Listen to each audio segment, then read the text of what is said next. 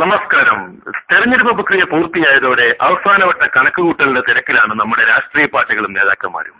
ഇന്നലെ വരെ വോട്ടർമാരെ സ്വാധീനിക്കുന്നതിനുള്ള പ്രചാരണ പ്രവർത്തനങ്ങളിലായിരുന്നു നമ്മുടെ രാഷ്ട്രീയ പാർട്ടികളും നേതാക്കന്മാരും.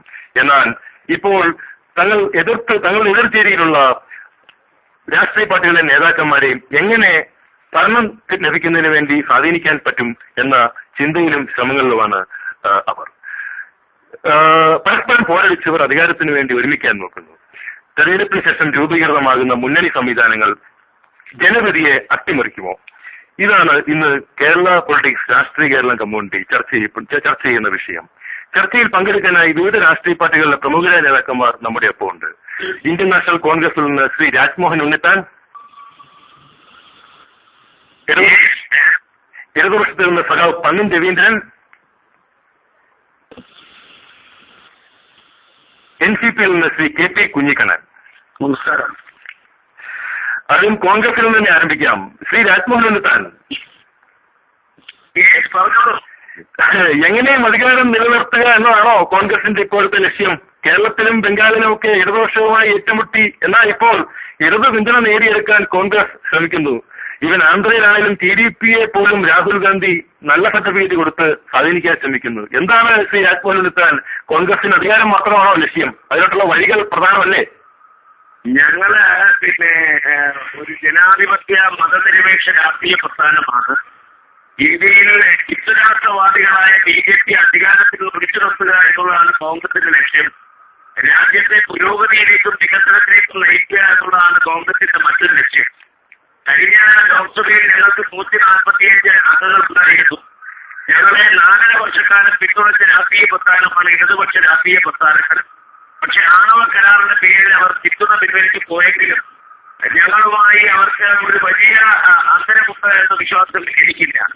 ബംഗാളിലും അതുപോലെ തന്നെ കേരളത്തിലും ത്രിപുരയിലും കോൺഗ്രസുമായിട്ടാണ് ഇടതുപക്ഷ ജനാധിപത്യ മുന്നണിക്ക് ഏറ്റുമുട്ടേണ്ടത് എന്നുള്ളത് കൊണ്ടാണ് 5 വർഷക്കാലവും ഭരണാധികാരത്തിന് പിന്തുണ കൊടുത്തിട്ട് തെരഞ്ഞെടുപ്പിൽ നേരിടുന്നു. ഈ 3 സംസ്ഥാനങ്ങളിൽ സ്വാഭാവികമായി മാർക്സിസ്റ്റ് പാർട്ടിക്ക് അത് കൂടുതൽ പ്രതിസന്ധികളും ബുദ്ധിമുട്ടുകളും ഉണ്ടാക്കും ഇടതുപക്ഷ മുന്നണിക്ക്. അതുകൊണ്ടാണ് 6 മാസം മുമ്പ് അവർ പിന്തുണ പിൻവലിച്ച് പോയത്.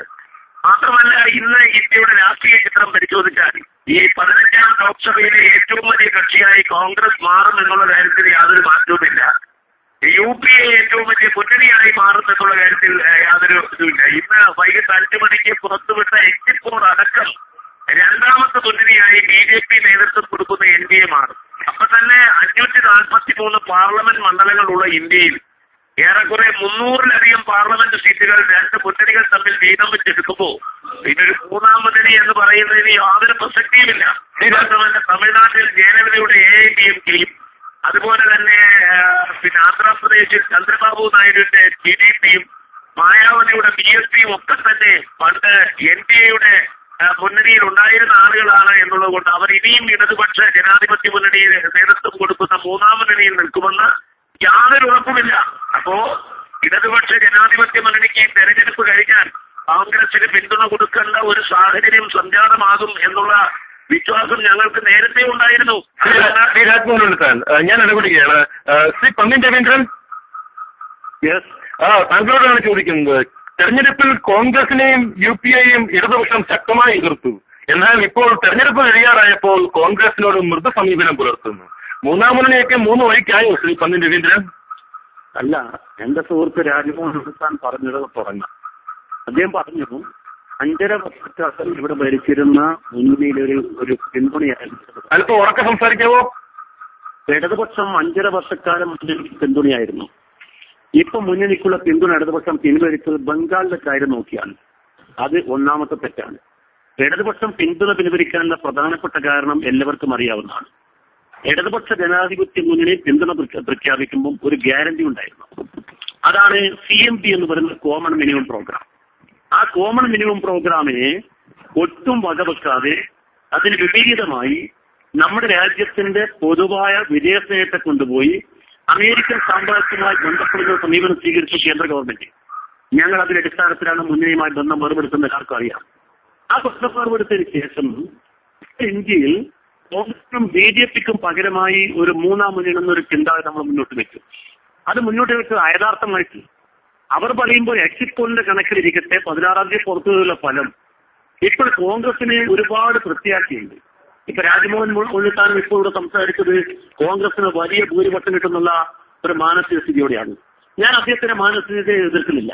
പക്ഷെ ഞാൻ ചോദിക്കുന്നത് കോൺഗ്രസിന് എവിടെ നിന്ന് കിട്ടും സീറ്റ്? 175 സീറ്റിന്റെ കോൺഗ്രസിന്റെ ഗതി എന്തായിരിക്കും? BJPയും കോൺഗ്രസും 1-2 പാർട്ടികളായിരിക്കും റെഡിയാ. 12 പാർട്ടികൾ കൂടി ചേർന്ന 2 പാർട്ടികൾക്കും ഇന്ത്യയിലെ പാർലമെന്റിൽ കിട്ടാവുന്ന സീറ്റ് ഇപ്പോഴത്തെ 200-210 സീറ്റാ. 543 സീറ്റാണ് ഇന്ത്യൻ പാർലമെന്റിൽ. 333 സീറ്റ് ബാക്കിയുണ്ട്. അപ്പൊ ഈ 2 കക്ഷികൾ കഴിഞ്ഞാൽ ഇടതുപക്ഷ പാർട്ടികളുമായി ബന്ധപ്പെടാൻ പല കക്ഷികളും കൊതിക്കുക. എന്തുകൊണ്ട്? ഞങ്ങൾ വെറുതെ കൂട്ടുമുന്നണിയല്ല, ഞങ്ങൾ രാഷ്ട്രീയമായ ഒരു പരിപാടി വിചാരത്തിലുള്ള കൂട്ടുമുന്നണിയാണ് ഉദ്ദേശിക്കുന്നത്. തെരഞ്ഞെടുപ്പ് മുമ്പ് സാധിച്ചില്ല. തെരഞ്ഞെടുപ്പിന് ശേഷം ഒരു പൊതുപരിപാടി. ഈ തെരഞ്ഞെടുപ്പിൽ പരസ്പരം ഏറ്റുമുട്ടിയ കക്ഷികൾ തെരഞ്ഞെടുപ്പിന് ശേഷം ഒന്നിക്കുമ്പോൾ അത് ജനവിധിയെ വെല്ലുവിളിക്കുകയല്ലേ?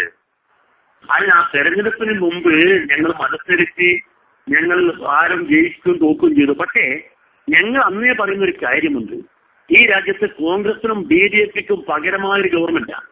ആ ഗവൺമെന്റാണ് നമ്മൾ ഉദ്ദേശിക്കുന്നത്. ആ ഗവൺമെന്റിന്റെ പൊതുപരിപാടി അംഗീകരിക്കാൻ വരുന്ന പാർട്ടികളെ ചേർത്തുകൊണ്ടൊരു മുന്നണി എന്ന് പറയുന്നത് ആ ജനവിധി അട്ടിമറിക്കല്ല, ജനവിധിക്ക് അനുരൂപമായ ഒരു സമീപനം തന്നെയാണ്. ശ്രീ പന്നിന്റെ ഞാൻ തിരിച്ചു വരാം. അപ്പം ഈ കോൺഗ്രസിനും BJPക്കും ബദലായ മുന്നണിയുടെ കാര്യം പറയുമ്പോൾ നിങ്ങൾ ശരത് പവാറിന്റെ പേര് പരിഗണിക്കുന്നതായിട്ട് മാധ്യമങ്ങളിൽ കാണുന്നു. ഞാൻ NCP നേതാവ് ശ്രീ KP കുഞ്ഞിക്കലോട്ട് വരികയാണ്. ശ്രീ KP കുഞ്ഞിക്കലൻ, കേരളത്തിൽ NCP ആർക്കും വേണ്ട, പക്ഷെ ദേശീയ തലത്തിൽ NCPയും ശരത് പവാറും ഒക്കെയാണ് കോൺഗ്രസിനും BJPക്കും ബദലായുള്ള ഏക ഘടകം. എങ്ങനെ പ്രതികരിക്കുന്നത് വേണ്ടത്? തീർച്ചയായിട്ടും ഞാനത് നേരത്തെ നിങ്ങളുടെ ആരംഭിച്ചതിന് മുമ്പേയുള്ള ചർച്ച സൂചിപ്പിക്കുകയുണ്ടായി. ഇന്ത്യയിൽ ഇന്ത്യൻ നാഷണൽ കോൺഗ്രസ് നേതൃത്വം നൽകുന്ന UPA ഗവൺമെന്റ് തെരഞ്ഞെടുപ്പിന്റെ സമയത്തും ആ രൂപത്തിലുള്ളൊരു മുന്നണി നിലനിൽക്കണമെന്ന് ആഗ്രഹിച്ചത് NCP ആണ്. ഞങ്ങളുടെ ദേശീയ നേതൃത്വം അങ്ങനെ തീരുമാനിക്കുകയും ഇന്ത്യയിലെ ജനങ്ങൾക്ക് വിശ്വാസമുള്ള ഒരു മുന്നണിയായി അതിനെ വളർത്തിക്കൊണ്ടുവരണമെന്ന് ഞങ്ങൾ അഭിപ്രായപ്പെടുകയും ചെയ്തു. പക്ഷെ കോൺഗ്രസ് ആ പഴയ ആനപ്പുറത്ത് കയറിയിരിക്കുന്ന ആത്മാഭിമാനം പഴയകാല ചരിത്രത്തിന്റെ അതിന്റെ ഭാഗമായതുകൊണ്ട് എല്ലാ തലങ്ങളിലും എല്ലാ കക്ഷികളെയും ഒറ്റപ്പെടുത്തിക്കൊണ്ട് ഒറ്റയ്ക്ക് തെരഞ്ഞെടുപ്പിന്റെ കോതയിലിറങ്ങി.